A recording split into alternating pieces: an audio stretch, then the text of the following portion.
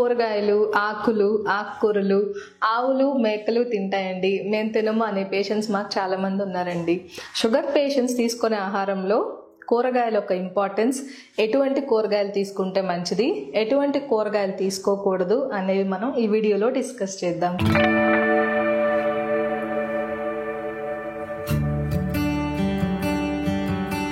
Hi, నేను doctor Deepti Kareti, Immense clinics నుండి. Sugar patients తీసుకునే ఆహారం మీదనే వాళ్ళ షుగర్ లెవెల్స్ అనేది చాలా వరకు ఆధారపడి ఉంటుందండి. కాబట్టి ఆహారం తీసుకునేటప్పుడు మన సౌత్ ఇండియన్స్ ప్లేట్ చూస్తే మొత్తం 80 to 90% మనం రైస్తో కానీ, లేకపోతే నార్త్ ఇండియన్స్ తీసుకుంటే చపాతీతో నింపేస్తారు.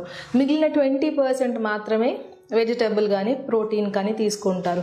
దీనివల్ల ప్రోటీన్ డెఫిషియన్సీస్ వచ్చేస్తే డయాబెటిక్ పేషెంట్స్లో విటమిన్, మినరల్ డెఫిషియన్సీస్ వల్ల వాళ్ళకి అరికాళ్ళ మంటలు, కంటి చూపు కూడా తగ్గిపోయే అవకాశం ఉంటుంది. కాబట్టి healthy plate of a diabetic patient, అందులో 50% వరకు వెజిటబుల్స్ ఉండేలా చూసుకోండి. ఆ వెజిటబుల్స్ కూడా అన్ని కలర్స్, అంటే ఎర్రగా ఉండే టొమాటో, ఆరెంజ్గా ఉండే క్యారెట్, ఆకుపచ్చగా ఉండే క్యాప్సికమ్, బెండకాయ, దొండకాయ, బీరకాయలో ఫైబర్ ఎక్కువగా ఉండటం వల్ల డైజెస్టివ్ ప్రాబ్లమ్స్ రావు, కాన్స్టిపేషన్ వంటి సమస్యలు కూడా మనం నివారించుకోవచ్చు. ఈ వెజిటబుల్స్లో యాంటీ ఆక్సిడెంట్స్ దొరుకుతాయండి, దానివల్ల క్యాన్సర్ వంటి సమస్యలను కూడా నివారించుకోవచ్చు. ఫైబర్ ఎక్కువగా ఉండడం వల్ల LDL అంటే బ్యాడ్ కొలెస్ట్రాల్ లెవెల్ తగ్గిపోయి వీళ్ళల్లో గుండె జబ్బులు కూడా మనం నివారించవచ్చు. కాబట్టి షుగర్ పేషెంట్స్ వాళ్ళ ప్లేట్లో ప్రతి మీల్లో, ఫర్ ఎగ్జాంపుల్ మీరు మార్నింగ్ బ్రేక్ఫాస్ట్ తీసుకుంటే వెజిటబుల్స్, కుకుంబర్ సలాడ్ లేకపోతే టొమాటో పీసెస్ యాడ్ చేసుకోవచ్చు. మధ్యాహ్నం భోజనం టైంలో ప్లేట్ మొత్తం రైస్తో నింపకుండా ఒక బౌల్లో రైస్ తీసుకోండి, ఇంకొక బౌల్లో ఆకుకూర పప్పు, ఇంకొక బౌల్లో వెజిటబుల్ కర్రీ ఏదన్నా, ఆ వెజిటబుల్ కూడా బాగా నూనెలో డీప్ ఫ్రై చేసేసుకుని తింటే మంచిది కాదు.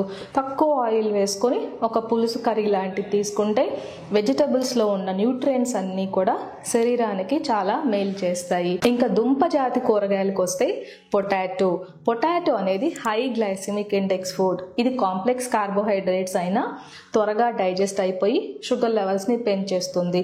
ఆల్మోస్ట్ పొటాటోకి 70 గ్లైసిమిక్ ఇండెక్స్ ఉంటుందండి. మనం ఆల్రెడీ రైస్ తీసుకుంటాము కాబట్టి దాంతోపాటు పొటాటో కూడా కార్బోహైడ్రేట్ తింటే షుగర్ లెవెల్స్ పెరిగిపోతాయి. కాబట్టి షుగర్ పేషెంట్స్ పొటాటో తీసుకోకుండా ఉంటేనే మంచిది.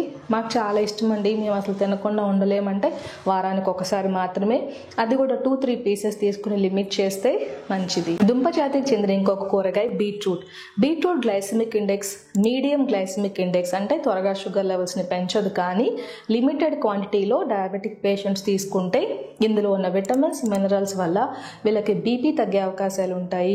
కొన్ని రకముల క్యాన్సర్ని కూడా మనం నివారించే యాంటీ ఆక్సిడెంట్స్ అనేది బీట్రూట్లో దొరుకుతుంది. ఇక క్యారెట్కి వస్తే క్యారెట్లో బీటా కెరోటీన్ అనే విటమిన్ ఏ కూడా ఎక్కువ ఉండడం వల్ల షుగర్ పేషెంట్స్ కంటి ఆరోగ్యానికి చాలా మంచిది.